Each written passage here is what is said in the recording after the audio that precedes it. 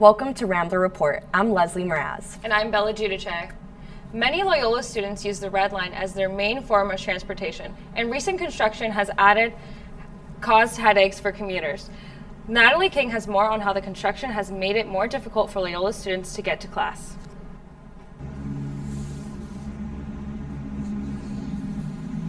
The CTA has been doing construction on their Red and Purple Line modernization project since 2021, which has brought many station closings and delays to the Red Line.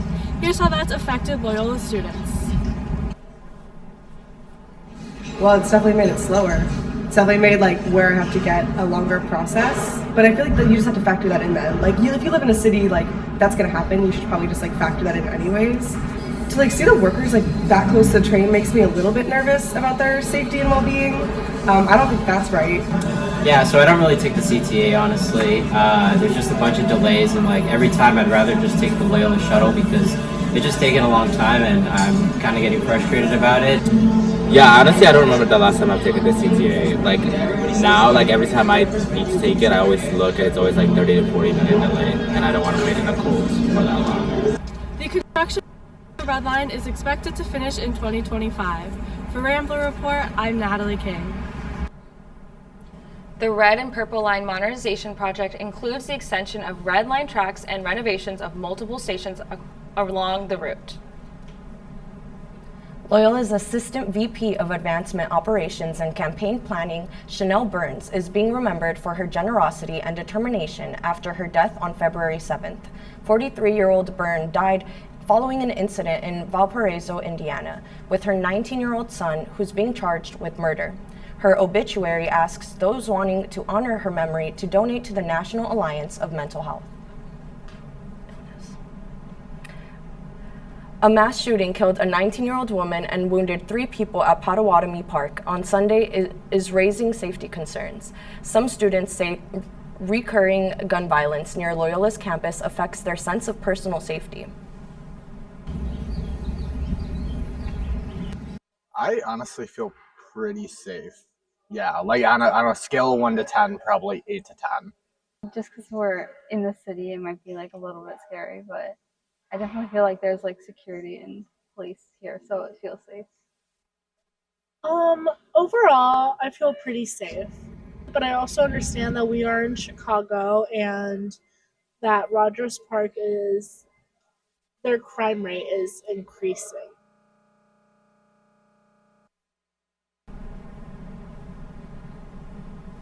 Rogers Park's Alderwoman Maria Hayden says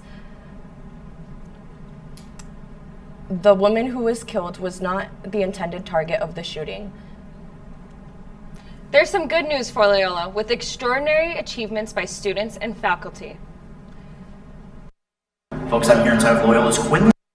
Stritch Professor is 2023 recipient of an award from the International Association of Bioethics for his work to advance the field. Kushevsky got the annual award for his advocacy on healthcare for undocumented immigrants.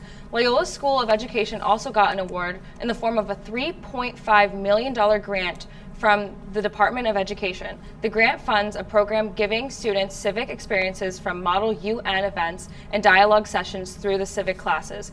Environmental science students are working to help keep our air clean. SES students teamed up under the annual CARE program to research our air quality and its impacts on marginalized communities.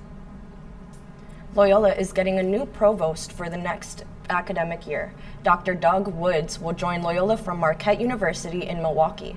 Do Loyola students know about the news or what the role of a provost is? William Bazone went out at the Water Tower campus to test their knowledge. I'm here inside of Loyola's Quinlan School of Business, where I asked students if they knew what a provost was, and that Loyola is getting a new provost in July. Here's what they had to say. Do you know what the provost does here at Loyola? He gets paid a lot of money. Yes. Oversees probably a bunch of the administrators. Yeah, kind of. Okay. Makes decisions with the board. Do you know what the provost does at Loyola?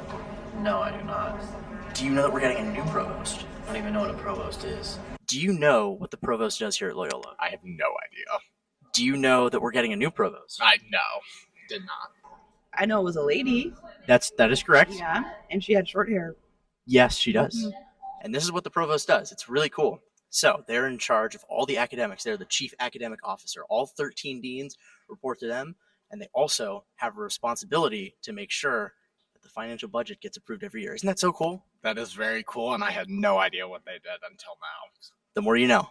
If you didn't know by now, Loyola's new provost is named Dr. Douglas Woods, and he'll be starting at Loyola on July 8th, 2024, and will replace Dr. Margaret Callahan in her role. For Rambler Report, I'm William Bazone. Thanks, William. Dr. Woods previously served as Vice Provost of Graduation and Professional Studies at Marquette. Fun fact, the current Provost, Margaret Callahan, also worked at Marquette. What a funny little coincidence. I personally did not know about this proverb. So. Yeah. Okay, coming up, find out what you have been waiting for the last 4 years.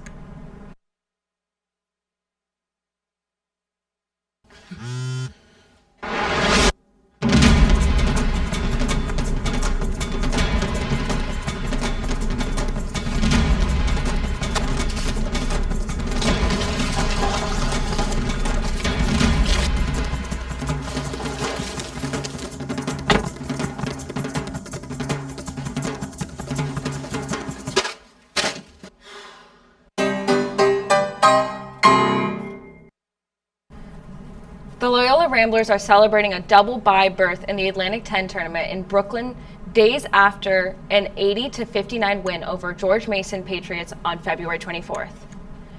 Mason took an early lead of 11-9 with 15 minutes left in the first half, but that would be the last time they would have the lead in the game.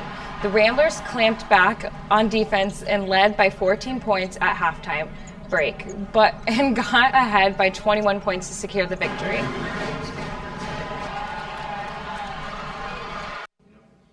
4 games away, obviously gotta take it day by day, but we're one step closer to a championship. Their winning streak came to an end against St. Bonaventure on Tuesday night in a 79-64 loss, and they now prepare for a shutdown with 21st ranked Dayton Flyers tomorrow night. Tip-off is set for 8 p.m. and will be broadcast on ESPN2. The Loyola women's team has a lot to be playing for going forward. They're coming off a win with the Dayton Flyers last Sunday, in which their 6 seniors and graduates guided the Ramblers from 10 points down to come out on top 64-61. How do you say Hodgdar? Graduates Alyssa Fisher, Sam Ganopoulos, and senior Satori Tannen all scored a double figures. They have a chance to clinch the first round bye and conference tournament in Richmond next week with a win against George Washington on Saturday. This is a day we've waited 4 years for. February 29th is here, and Phoenix editor Austin Hodgdar talks about his thoughts on this extra day we have this year. And, the issue of our paper was coming out the day before. It would have been really cool if it came out on Leap Day, but I think it's just been on my mind. One of my friends and I have been talking about it and how we can make Leap Day special. So I just kind of wanted to make sure everyone else was kind of appreciating the fact that we get an extra day. And it really isn't going to change anyone's routine or anyone's life, but it's cool to think about that. I don't know, we have a little bit more time. Fewer than 400,000 Americans one in about 1,500 have their birthday on February 29th. February is set to break a record high for the average temperature in Chicago. This hasn't been broken since 1882, with an average temperature of 39 degrees. On February 26th, the weather got up to a record high of 71 degrees and fell by 50 degrees overnight. With spring break approaching, many Loyola students are ready to head out of town. Students on Lakeshore campus talk about their big plans for spring break. I'm going home for spring break. I live in Florida, so I'm excited to catch those sunny rays and spend time with family. I'm going to Arizona. I have some family out there. I might go like hiking, just spend time with them. Definitely hang out, maybe see the spring season of baseball, something like that. Just get out of the city. Definitely see some nature out there for sure. I'm from Wichita, Kansas, so it's not like super exciting, but I'm going to get to see my family, and hopefully the UV will be a lot higher than here, so maybe get a tan. As you can see, many students are excited about their spring break plans for the next week. Planning a trip to Disney World soon? The most magical place on earth is raising their ticket prices for the 2025 season. Single park tickets will increase by an average of $10 for Animal Kingdom and $5 for Magic Kingdom in 2025. Tickets that allow guests to visit multiple parks in one day have also gone up anywhere from $5 to $10. The maximum ticket price in 2025 will be $189 per day. The daily ticket prices for the remainder of 2024 also face potential increases as demand changes. That's all for this week's edition of Rambler Report. Join us in 2 weeks for more Rambler Report.